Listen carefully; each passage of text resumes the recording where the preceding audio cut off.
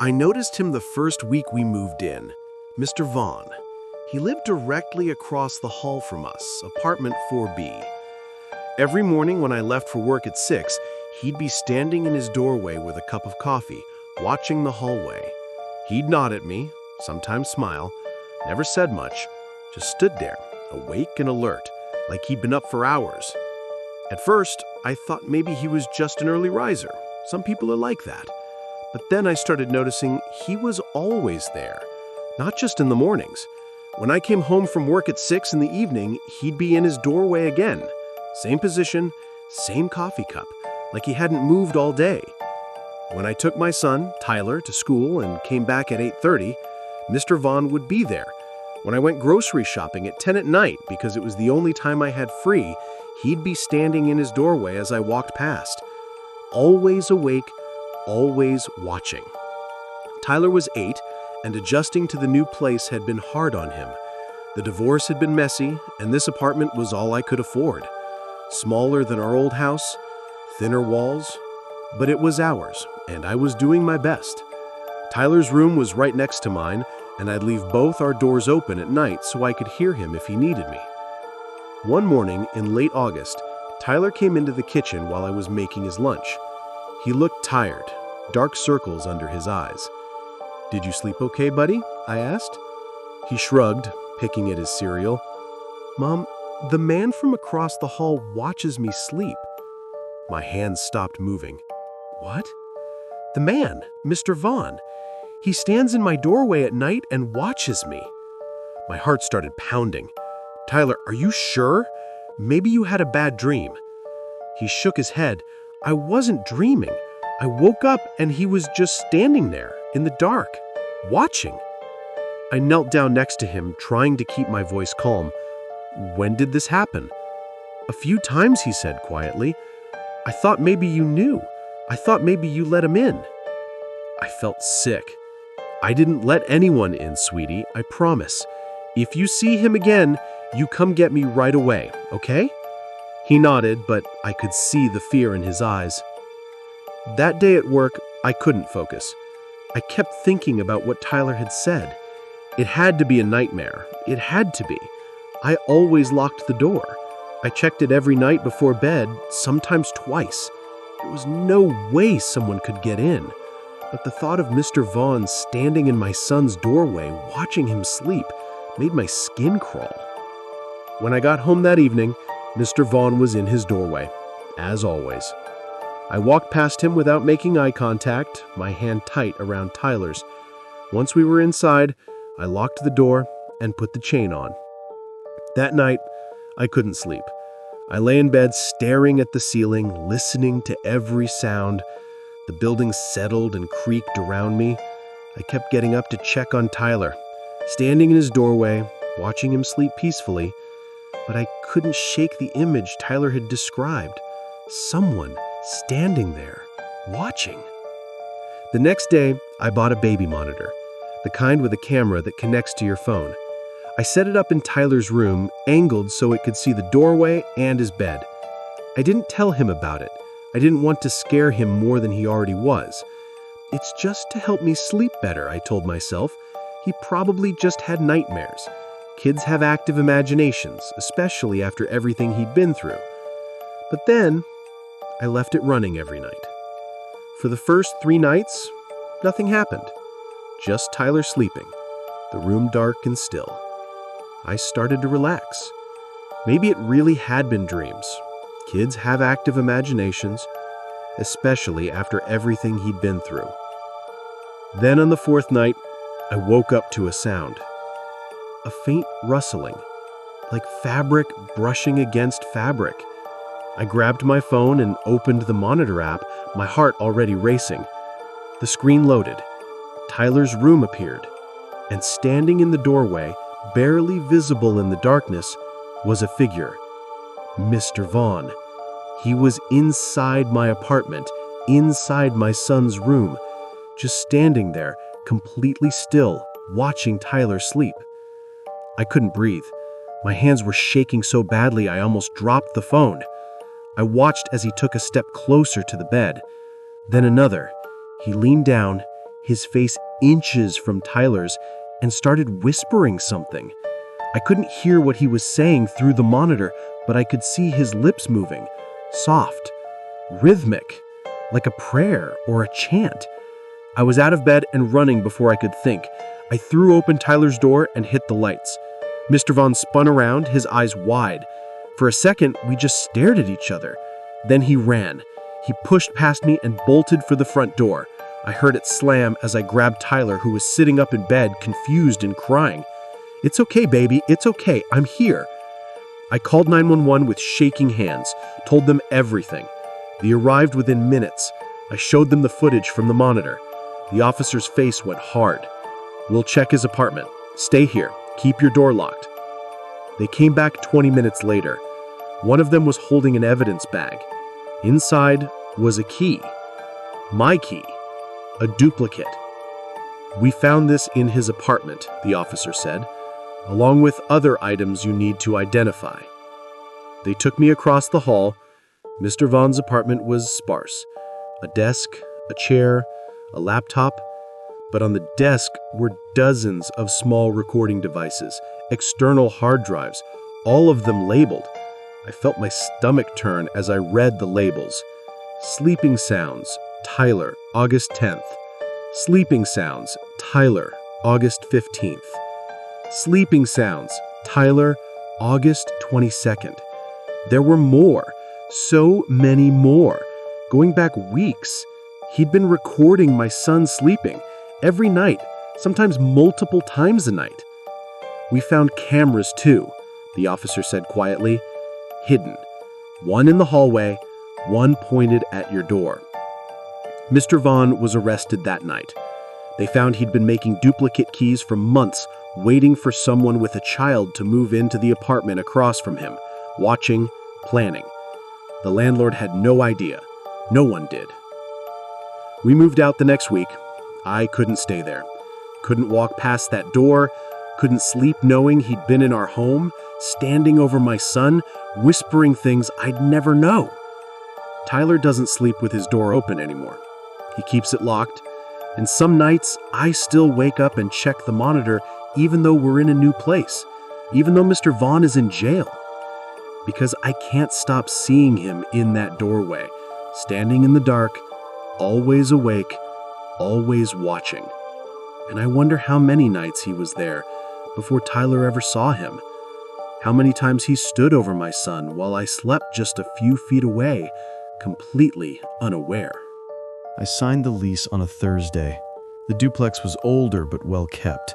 2 floors, separate entrances, shared basement access through a door in the hallway.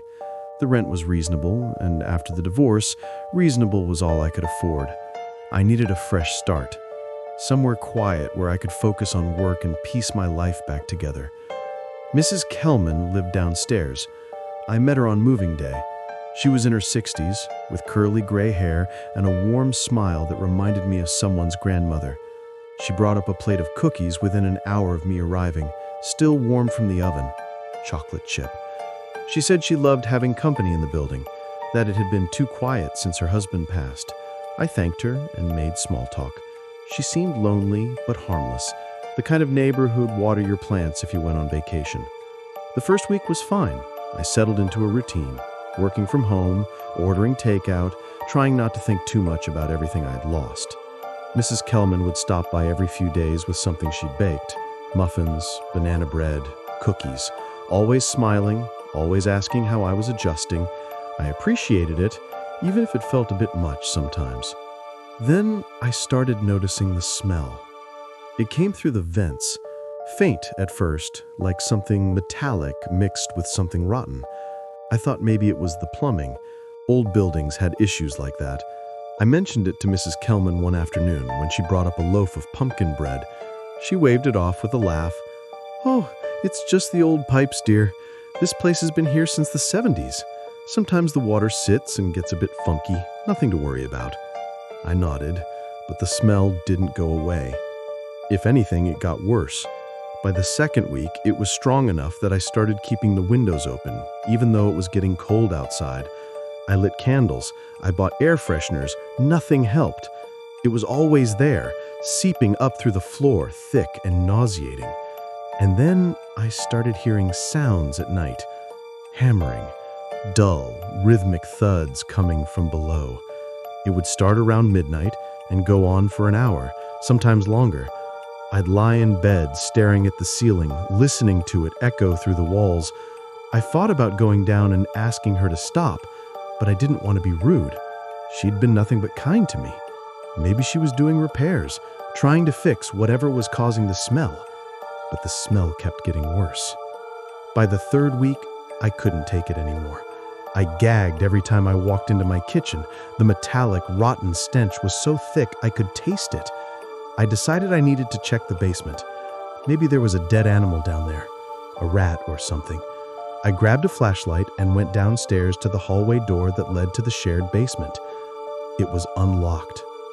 The stairs creaked as I descended. The smell hit me immediately, so strong I had to cover my nose with my shirt. The basement was dim, lit only by a single bulb hanging from the ceiling. Concrete floors, old boxes stacked against the walls, and in the center of the room there was a large shape covered by a blue tarp. Industrial fans surrounded it, all pointing toward the vents. My stomach turned. I stepped closer, my flashlight beam shaking in my hand. The tarp was stained, dark patches that looked wet even though the fabric seemed dry. The smell was coming from underneath it. I knew I shouldn't look. Every instinct told me to turn around and leave, but I couldn't stop myself. I lifted my phone and took a picture. Just one.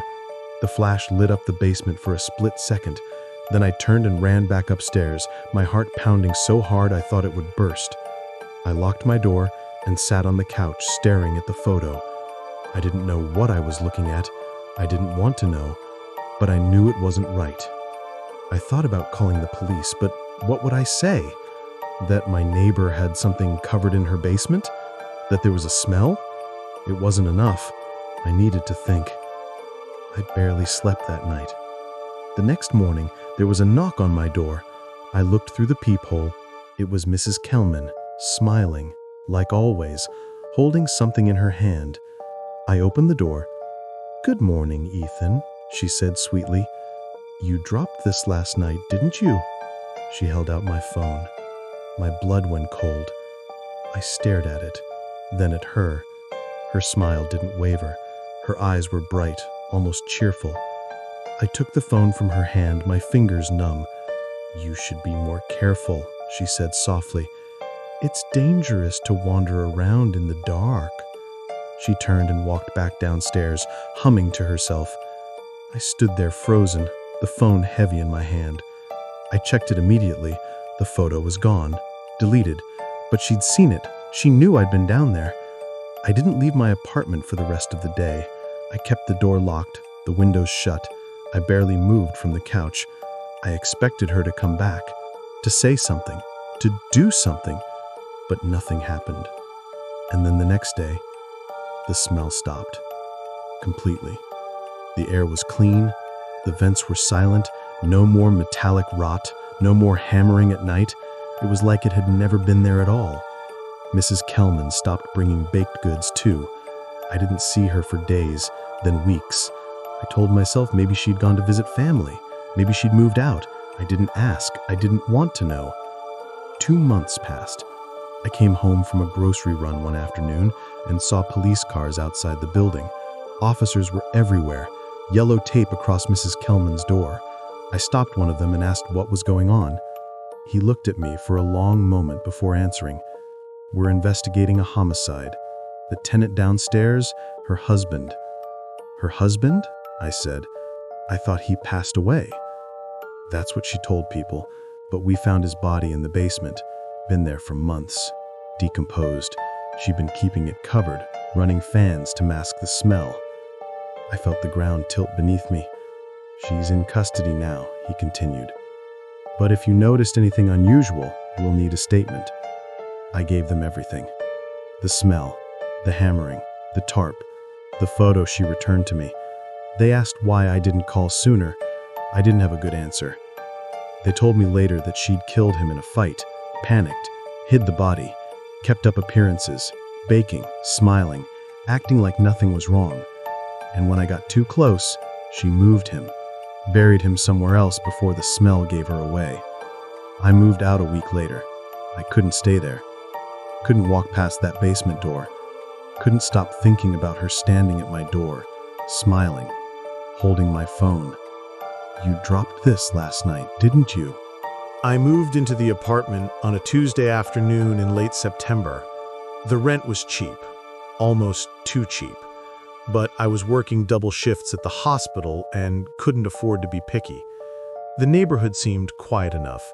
Tree-lined streets, older houses, the kind of place where people still waved at each other.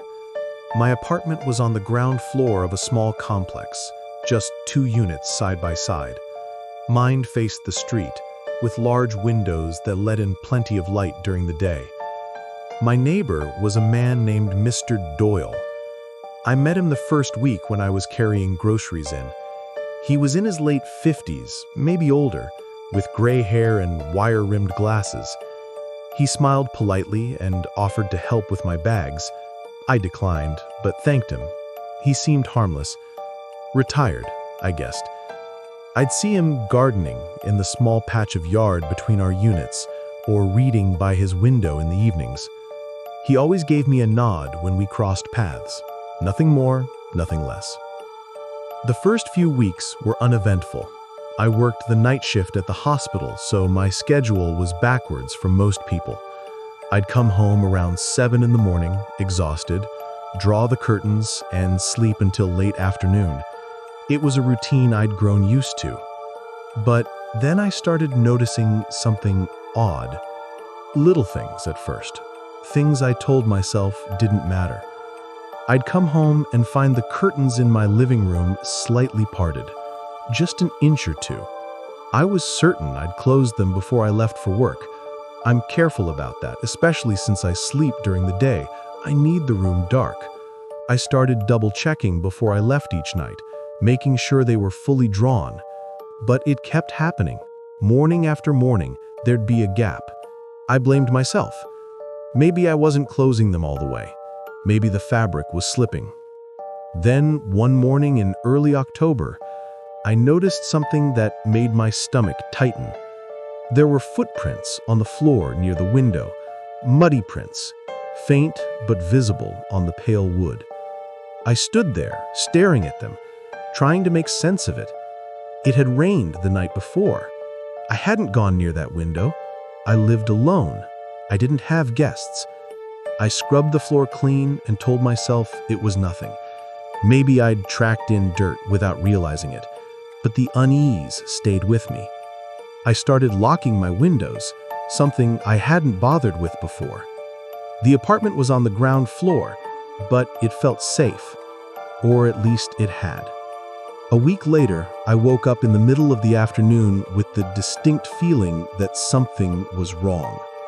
The air felt different, heavier. I lay there in bed, staring at the ceiling, listening. The apartment was silent, but I couldn't shake the sensation that something had changed while I was asleep.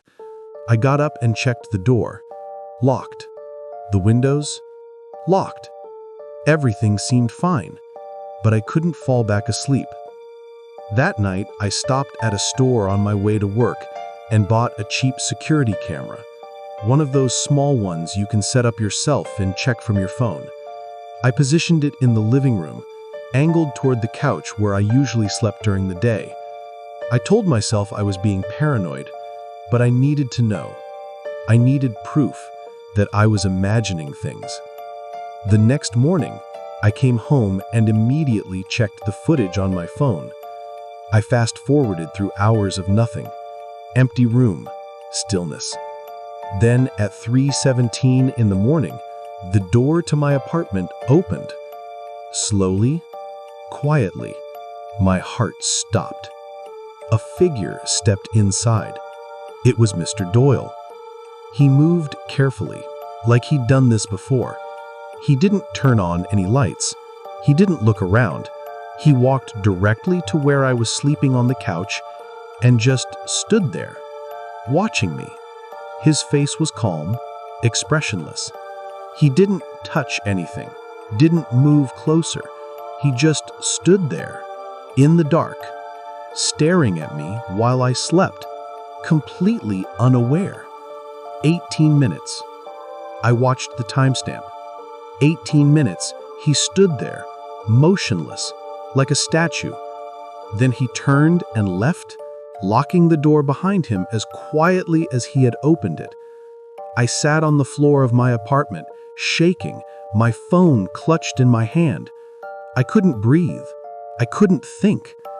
I replayed the footage 3 times, hoping I'd seen it wrong. But it was him, clear as day. Mr. Doyle, my neighbor. The man who smiled and nodded at me in the hallway. He'd been inside my apartment, watching me sleep. I called the police. My voice was barely steady when I explained what I'd found. They arrived within 20 minutes, 2 officers. I showed them the video. Their expressions changed immediately. They asked if I had somewhere else to stay. I nodded. Then they went next door. I waited in my apartment, the door locked, my hands still trembling. I heard voices, footsteps, the sound of Mr. Doyle's door opening, then silence. One of the officers came back and asked me to step outside. His face was pale. They'd found photos, hundreds of them, all of me, sleeping, different angles, different nights. Some were taken from inside my apartment, others from outside the window. They were organized in folders, labeled by date. The oldest ones made my blood cold. They were from July, 2 months before I even moved in. The officer explained it carefully, like he was trying not to scare me more than I already was. Mr. Doyle had been watching the apartment, waiting for someone to move in. He had a key, a copy from the landlord, they guessed, or maybe he'd made one. They found tools in his apartment, pick locks, a glass cutter. He'd been planning this. They arrested him. I gave my statement. I packed my things that same day and left. I stayed with a friend for 2 weeks before finding a new place. I don't sleep on couches anymore. I check my locks 3 times every night. I close my curtains and then check them again. I installed cameras in every room. But sometimes, late at night, I still feel it. That heaviness in the air. That sense that someone's watching. And I wonder how many nights he stood there before I ever knew. How many times I slept, completely unaware, while he was just a few feet away, silent and still in the darkness. I rented the cabin in mid-October, looking for silence and space to finish my novel, the kind of place where you could hear yourself think. It was nestled in the woods about 2 hours north of the city, one of 5 cabins spread out along a narrow dirt road. The caretaker, an older man named Gerald, handed me the keys and a handwritten map showing where the other cabins were located. "Cabin 3 is directly across from you, through the trees," he said, pointing to a spot on the map. "But don't worry about neighbors. This time of year, you'll have the place mostly to yourself." That suited me fine. I'd been struggling with this book for months, drowning in distractions back home. I needed isolation. I needed to disappear for a while. The first few days were exactly what I'd hoped for. I'd write during the day, take walks through the woods at sunset, and spend my evenings reading by the fireplace. No phone service, no internet, just the sound of wind through the trees and the occasional crack of branches. But on the 4th night, I saw the light.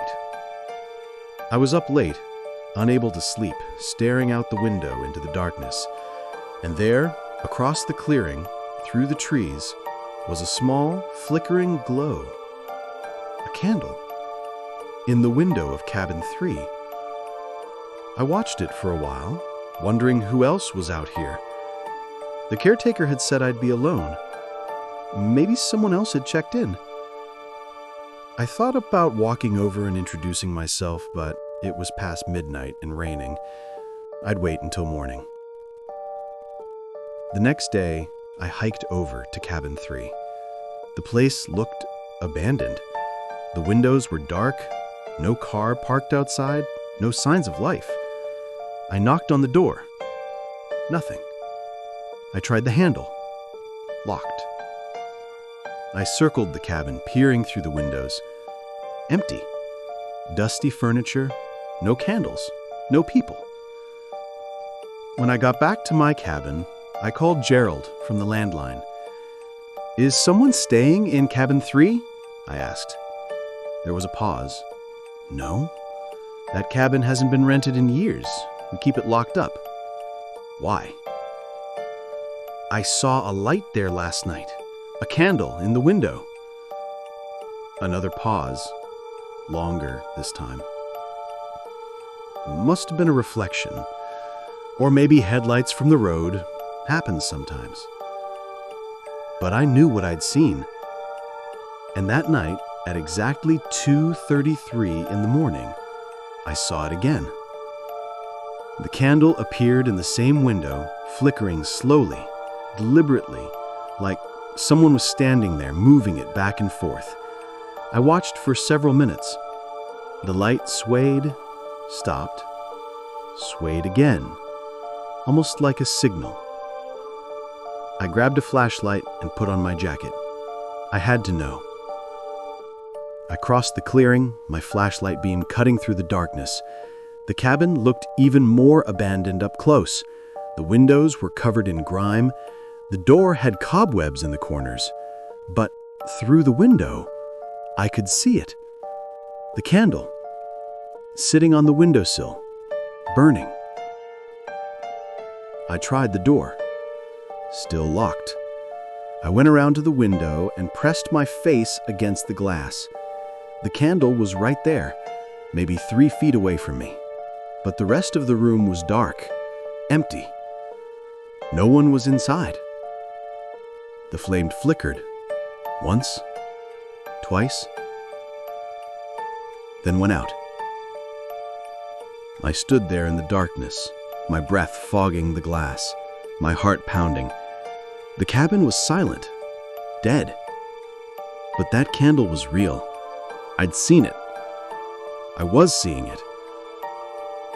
I walked back to my cabin and didn't sleep the rest of the night. The next morning, I called Gerald again, told him everything. He sighed like he was tired of this conversation. "Mark, I'm telling you, no one's been in that cabin. The door's locked. I have the only key. You're probably just seeing things. It happens out here. People get isolated, start imagining stuff." "I'm not imagining anything." "Then go check it yourself during the day. I'll come by tomorrow and open it up for you if you want." But I didn't want to wait. That night, I watched the window from my cabin, and at exactly 2:33, the candle appeared again. Same window, same slow flickering. I grabbed my coat and flashlight and marched over there, determined to end this. The door was still locked, but this time, I noticed something. The lock was old, rusted. I kicked it hard, and the wood around it splintered. The door swung open. The air was freezing, colder than outside. My breath came out in clouds.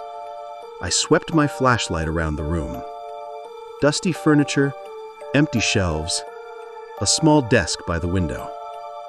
And on that desk, a single candle, still burning.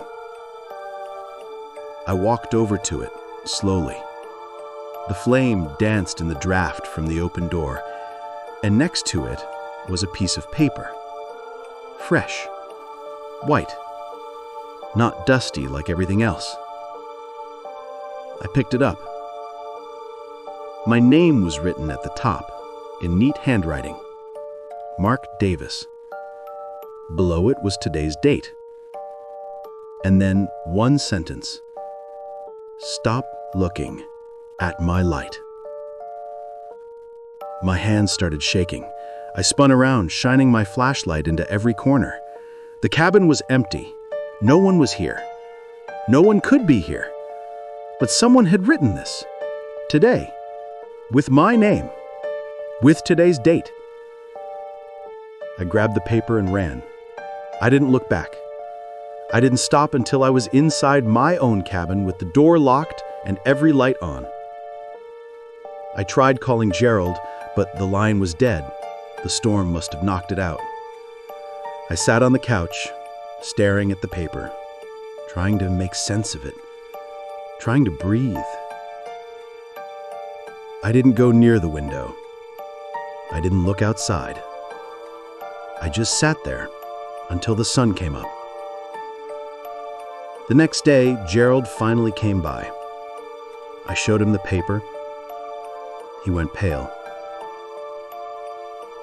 "I'll call someone," he said quietly. "You should pack up. Leave today." What is this? Who's doing this? He shook his head. "I don't know, but you're not the first person to see that light, and you're not the first person to find something like this." I left that afternoon, threw everything in my car and drove away without looking back. But before I left, Gerald said something that stayed with me. "Last night," he said, "I drove by your cabin around 2:30. I saw a light in your window, a candle, and I could swear I saw someone standing there. But it wasn't you." I haven't been back. I haven't finished the novel. And some nights, when I'm alone in my apartment, I'll glance at the window and see a reflection that doesn't quite look like me, a shadow that moves wrong.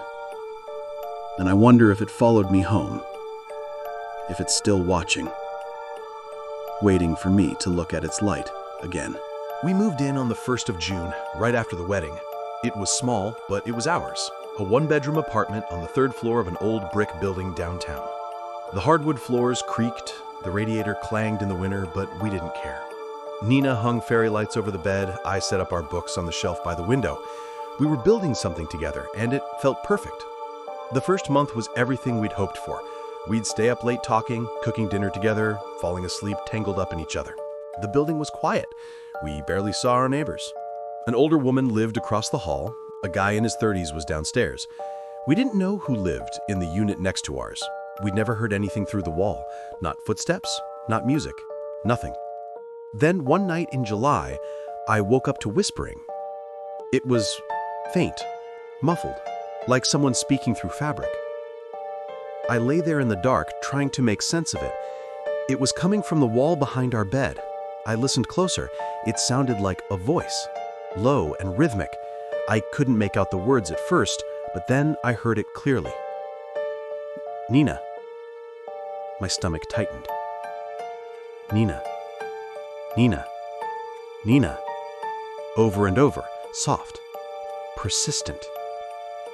I turned to look at her. She was asleep, her breathing slow and steady. I sat up, my heart pounding, and pressed my ear against the wall. The whispering continued. The same name. Her name. I grabbed my phone and started recording, but the moment I hit the button, the sound stopped. Complete silence. I stayed awake the rest of the night, staring at the wall. In the morning, I told Nina. She looked worried, but tried to play it off. Maybe it was someone on the phone. Maybe I'd been dreaming, but I knew what I'd heard. That night, we both listened, and it happened again. Around 2 in the morning, the whispering started. Nina's face went pale. "That's my name," she whispered. I grabbed my phone again, hit record. The whispering stopped immediately. We sat there in the dark, holding our breath, waiting. Nothing. I checked the recording. Just silence. We didn't sleep much after that. The next morning, there was a note under our door. It was written on plain white paper in neat handwriting. No envelope, just folded in half and slid through the gap. Nina picked it up and read it aloud. I like it when she laughs." We stared at each other. My hands went cold. Nina's laugh was distinctive, loud and bright. She laughed a lot, especially when we were cooking together or watching movies. But who had heard it? Who was paying that much attention? We checked the peephole. The hallway was empty. We knocked on the door of the unit next to ours. No answer. We didn't even know if anyone lived there. The landlord had told us most of the building was occupied, but we'd never seen anyone come or go from that apartment. "Maybe it's just someone being weird," Nina said, but her voice shook. "Maybe it's nothing." But it wasn't nothing. 2 days later, another note. "She hums when she's doing the dishes." Nina dropped the paper like it was on fire. It was true. She did hum. Old songs, usually, something her mom used to sing to her. But she only did it when she thought I wasn't listening, when she was alone in the kitchen with her thoughts. We started checking the door obsessively, looking through the peephole, listening for footsteps, but we never saw anyone. The notes just appeared, silently, like they were materializing out of nowhere. The next one came 3 days later. I can see the freckle on her shoulder when she wears that blue shirt. Nina's hands were shaking when she read it. She had a freckle, a small one on her left shoulder blade. You could only see it when she wore tank tops or certain shirts. The blue one was her favorite. She'd worn it 2 nights ago. "Someone's watching us," she said, her voice barely above a whisper. "Jordan, someone is watching us." I checked every window, every lock. I looked for cameras, for holes in the walls, for anything, but I found nothing. The apartment felt smaller suddenly, suffocating. Every sound made us jump. Every creak in the floor felt like a threat. The whispering continued every night, always around 2 in the morning, always her name. Nina started sleeping with the lights on. We pushed the bed away from the wall, but it didn't help. We could still hear it, faint but constant. Then one night, I'd had enough. There was a painting hanging on the wall behind our bed, a cheap print we'd bought at a thrift store. I took it down, determined to find something, anything. And that's when I saw it. A hole. Tiny, no bigger than a pencil, drilled straight through the drywall. I felt my stomach drop. I leaned closer, my hands trembling, and pressed my eye to it. I could see into the next apartment, dimly lit, empty looking. And then as I watched, something moved. An eye. Staring right back at me. I jerked back so hard I hit the bed frame. Nina screamed. I grabbed my phone and called the landlord, my voice shaking so badly I could barely get the words out. He said he'd be there in 10 minutes. We waited by the door holding each other, too afraid to go back into the bedroom. The landlord arrived with the maintenance guy. I showed him the hole, the notes, told him everything. The landlord's face went white. "That unit's been empty," he said slowly, "for 5 years. We haven't rented it since the last tenant left." "What do you mean left?" Nina asked. He hesitated. He just stopped paying rent one day, never came back. We cleared out his stuff, but no one has wanted to rent it since. People say it feels wrong. The maintenance guy went to check the door. It was locked. He had to use the master key. When it finally opened, the smell hit us immediately. Stale air, dust, but something else too. Something sour. The apartment was empty, completely bare, except for a folding chair, positioned directly against the wall we shared. And on the floor, scattered around the chair, were dozens of notes, written but never delivered. All of them about Nina. She smiled at me today. I heard her say my name in her sleep. She's perfect. The police came. They searched the building, checked the security footage, but there was nothing. No one had entered or exited that apartment, not in weeks, not in months. The lock hadn't been tampered with. The windows were sealed from the inside. But the hole was real. The notes were real. And every single one was in the same handwriting.